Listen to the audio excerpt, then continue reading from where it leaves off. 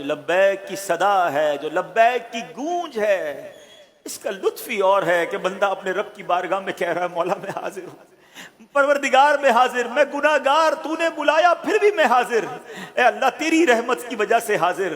اللہ اکبر۔ ہمارے اسلاف جب لبیک پڑھتے تھے ان کی کیا کیفیت ہوتی تھی۔ امام زین العابدین آل رسول ہیں، اللہ کے کس قدر مقرب بندے ہیں، مگر آپ جب احرام پہنتے اور جب لبیک کہنے کا وقت آتا تو لبیک کہنے سے پہلے آپ کے چہرے کا رنگ بدل جاتا۔ لوگ کہتے حضور احرام پہن لیا ہے، نیت کر لی ہے، اب لبیک پڑھنا ضروری ہے، مگر آپ جب لبیک کہتے تو بے ہوش ہو جایا کرتے۔ پوچھا گیا کہ ایسی کیفیت کیوں بنتی ہے؟ کہا جب میں احرام پہنتا ہوں اور لبیک کہتا ہوں تو مجھے ایسا لگتا ہے کہ کہیں مجھے سامنے سے لا لبیک نہ کہہ دیا جائے کہ تیری لبیک قبول نہیں ہے۔ ذرا غور کیجئے پیارے اسلامی بھائیوں، یہ کون کہہ رہا ہے؟ جو اللہ کے اتنے بڑے ولی ہیں، جو آل رسول ہیں، ان کی کیفیت یہ ہے۔ تو مجھ جیسا گناہگار اگر مکے جا رہا ہے، مجھ جیسا گناہگار اگر رب کی بارگاہ میں جا رہا ہے تو میری کیفیت کیا ہونی چاہیے؟ کاش جب ہم احرام پہنے اور یہ سارا لباس اتر گیا ہے، اب دو چادریں ہیں، یہ پیغام دے رہا ہے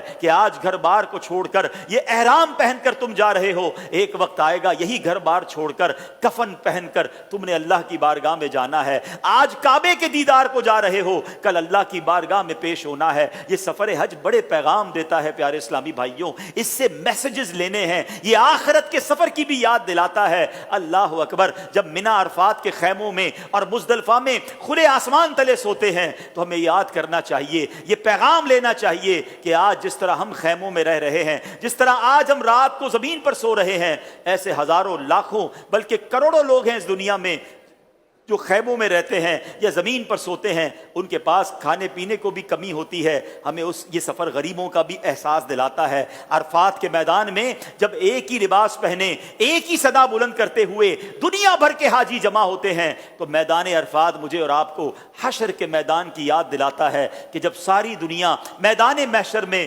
اللہ کی بارگاہ میں حاضر ہوگی تو کاش یہ سفر جو ہے اس سے ہم پیغام لیں، اس سے میسج لیں اور بدل کر آئیں اور زندگی اللہ کی رضا والی گزاریں۔ یہ احرام یاد دلا رہا ہے کہ اب کفن پہننے کی بھی تیاری رکھو، اللہ کی بارگاہ میں جانے کی تیاری رکھو۔ اللہ کرے یہ سفر ایسا ہو کہ میں بدل کر لوٹوں۔